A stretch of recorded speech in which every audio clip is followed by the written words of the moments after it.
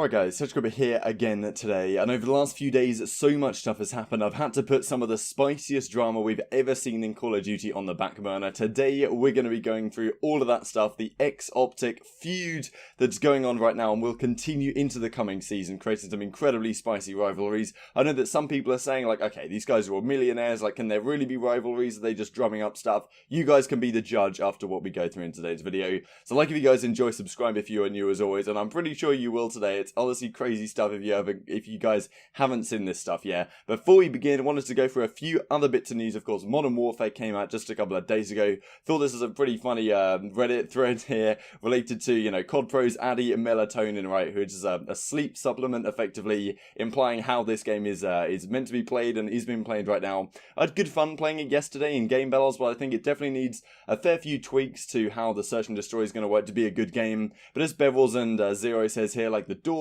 the footstep audio, the bomb site positioning is all pretty questionable, but if that changes, I think the S&D can be good in this game. There's some maps which I think can work quite nicely, even though on the whole the maps are not necessarily that pretty. Respawn I think is going to be questionable, but that's a topic for another day. So moving onwards from that one, just wanted to go through this. Someone noticed yesterday that there was a 5v5 premium S&D kickoff tournament yesterday, and this was the 5-man squad, rumoured of course to be the Atlanta team, so I wanted to run that past you guys as well. Aix has been confirmed onto this Los Angeles team. This is honestly a really good idea. I'll probably end up playing at least a portion of this video at the end of this video. So pretty damn good announcement video, to be honest. And I really like the idea of having Aix on this other Los Angeles team, because we know the other Los Angeles team is the OpTic one, right? And we know that Aix versus OpTic goes back a long way. That's effectively what this entire video is all about. So it makes a lot of sense. Aix is going to be on this team, rumored to be alongside Saints, Decimate, I think Aqua, and Lacefield, I think maybe is the rumored squad right now.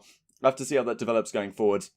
Just want to crack on with a lot of things here. Also, this, Nature leaked the name of the Chicago team, rumoured, of course, to be the Huntsman. And as you can see in these couple of clips I'm just about to show you guys, yeah, he pretty much leaked it unintentionally on stream. Oh, yeah, never mind. Absolutely fucking not. I feel like I can be like a sub for the Huntsman. The what?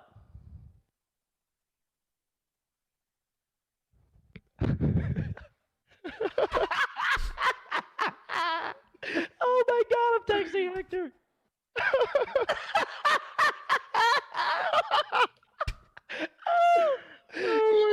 So let's crack right on then with the main topic of today's video. Imagine spending an entire year of your career babysitting. That's what Black Ops 4 felt like. Crimsix opens up on the end of his OpTic gaming run and his future with the Dallas Empire. So we're going to go through this article today. It's very, very spicy indeed. So I'll leave this linked down below if you guys want to check it out, but let's run through it. So my career has only spanned 3 teams in 10 years. I can't wait to create a legacy here in Dallas. So firstly, he talks about his Dallas team, playing with Clayster, you know, Hook, the dormant superstar who wants to be what people believe him to be. Our team has a stupid high amount of potential. We're going to be amazing at any game mode that we play. So, you know, he gets the stuff up about his own team, his current team, out of the way, and then he gets into the juicy stuff. Looking back, it was clear that Black Ops 4 was the beginning of the end of my time with OpTic Gaming. I don't care about staying quiet anymore. Most people don't know, but my team had a lot of personal issues last year.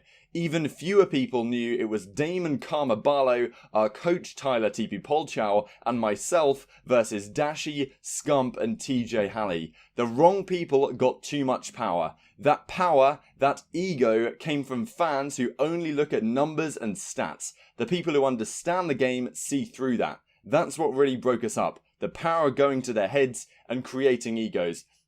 Let's take a quick break real quick here. Karma, TP, and Crimsix, Dashi, Scump, and TJ on opposing sides of the spectrum, of course, TP being their coach, right? So a lot of push and pull, it seems, last year, and he goes even further. So he talks about the ego situation, how things got out of control. Imagine spending an entire year of your career babysitting. That's what Black Ops 4 felt like. The core of the team had 6 champs rings between us. Our fans expected greatness, and so did we, because we were great. We were the best. When we failed during World War II, that stung, and I was hopeful going into Black Ops 4. Too bad the greatness I know we had didn't last beyond the first event, only placing third a couple of times. My team was the joke of scrimmages and boot camps all season long. We know this throughout the season, what people were saying on Twitter. We were roasted continuously on social media, and we damn well deserved it. How can you be a grown adult and not know how to set an alarm clock? Imagine trying to explain that to other teams. We made everyone wait on us. It was embarrassing. So clearly talking here about, any one of the three of Dashy, TJ and Scump. There's no other way to put it, especially how he put it in the previous thing with saying that the team was them three against Dashy, Scump and TJ.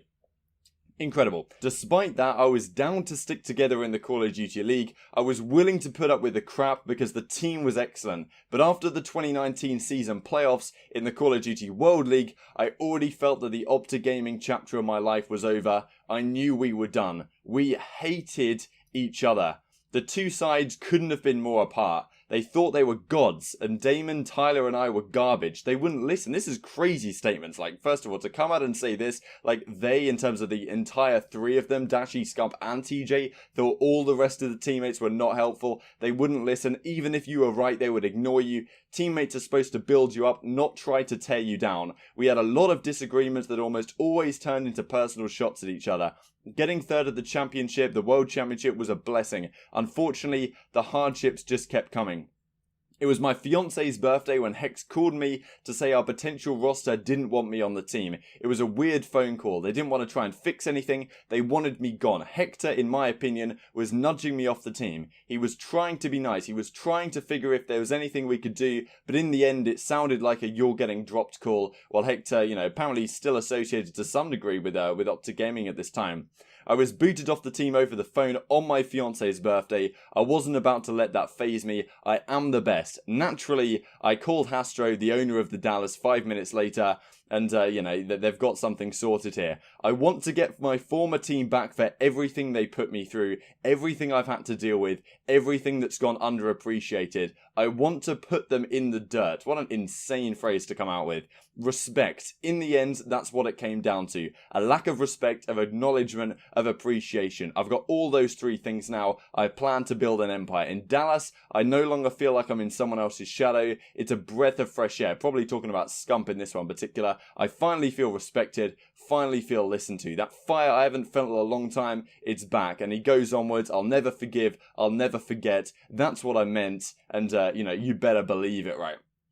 Insane stuff to come out of Crimsix, and really, really spicy. And it's not like the guys on OpTic Gaming that he's targeting here in this this statement he comes out with. And I'm really intrigued to hear what your guys' thoughts on this are down in the comment section below, because of course this is insane stuff that we haven't really seen before in Call of Duty. It's a direct indictment really to a rivalry with those three guys and what they've done, and how the situation has gone down. And we'll go on in just a second on how these guys responded, right? Understandably, Scump comes out at Dashy, at TJ, because it's very clear what's going on here. TJ says what, and what's going on, and continuing, we just needed him to kill Sam once, just one time. And this is reflected actually in a video that Dashy did on his stream the other day. Dashy says he's good with all his teammates, but some aren't good with him because he doesn't want to play with them. Now, let's just roll the clip. Are you and Seth good? Listen, I'm good with all my teammates. It's just some of them aren't good with me because I don't want to play with them. You don't want to play with someone, you get crucified for it. Just don't get shit on. So he ends this with just don't get destroyed, effectively, words to that effect, right? And, that's effectively what TJ is saying here. We needed him, and now that's Crimsix, to kill Sam, that's Octane, just one time, right? When Crim was playing against 100 Thieves, Octane all the time pretty much got the better of Crimsix in those engagements. That's what Dashy's getting at, and I can understand their frustration with Crimsix not performing at his best level when facing up against Octane and the 100 Thieves lineup. But it's still insane what happens here. So Karma then goes on, to be honest, I ran ICR one event and got baited by Sorgs. Cap goes, you gotta start adding who you're talking about here. Alright, remove the plural, so just Sorg, and it wasn't Tej. So he's talking about Scump right here. Karma's saying Scump was baiting me that event effectively because Scump was the other one, using the Sorg, of course, on this team at the time, which is just crazy. So much rivalries, so much drama going into the upcoming season. Let's move onwards here to this Too Long Don't Read from a video that Formal put out, talking about how the upcoming season, how the teams all started to fit together and work out towards the upcoming season. And I'll leave this links, of course, down below. Scump hit him up, this Formal, right after they lost to 100 Thieves and said Crim just cannot kill that guy for 7 events. He just can't kill him. So Crimsix versus Octane he's talking about here. Formal took a nonchalant approach. We had the whole TJ Dashy Scump Formal, which was a rumor for a time. Apparently that was never going to be a thing. Interesting though how Crimsix kind of singles out TJ Dashy and Scump as a trio, but apparently that was never really going to be a thing anyway, and he was going to team with Formal.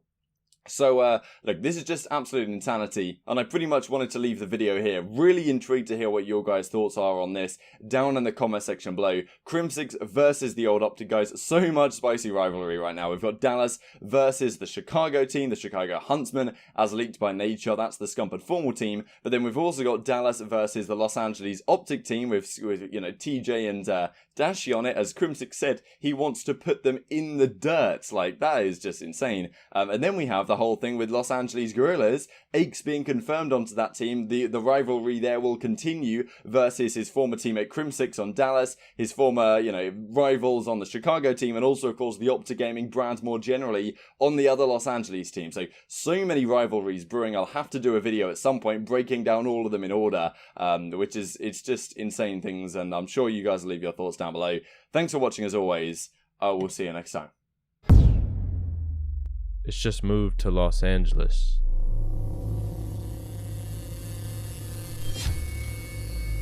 Complexity, the captain, Aches, the loudmouth. He is not afraid to tell you what he's thinking and back it up with his gameplay. Oh! That's why you got dropped! Aches with the 1v2 clutch! I told Crim when EG split up that I would beat him where it mattered. I told him this event was the one that mattered, and I'd beat him here, so felt really good to do it, and especially in the fashion that we did in the 3-0. That now makes Aches the most winningest player in terms of LAN events in history, and he did so with stitches in his hands. I am who I am, and I don't need anybody else. Lightning strike from Aches. 3 dead! 4 dead for OpTic. So it still feels sweet to beat your former teammate. Now you can add the green wall to that pile, ladies and gentlemen. Yeah, I feel bad, though. Going out of groups is rough. OpTic Gaming have been eliminated from COD Champs. That win didn't really mean much to me. It's just optics, so. The biggest villain gets the biggest prize. Without a doubt, the boots on the ground king. And as Impact starting to get in there, Aches, he's on a roll. He's already got his lightning strike. I love what Aches is allowed to do as well. Scum, he's already taken shot. Oh my God! Only need 3 more seconds, the kills come through. Aches with a triple, and Henry clutch up. The bomb site here, he's gonna peek out the audacity of Aches. This could be the play right here. This 1v1, Aches wins it. Does he find the second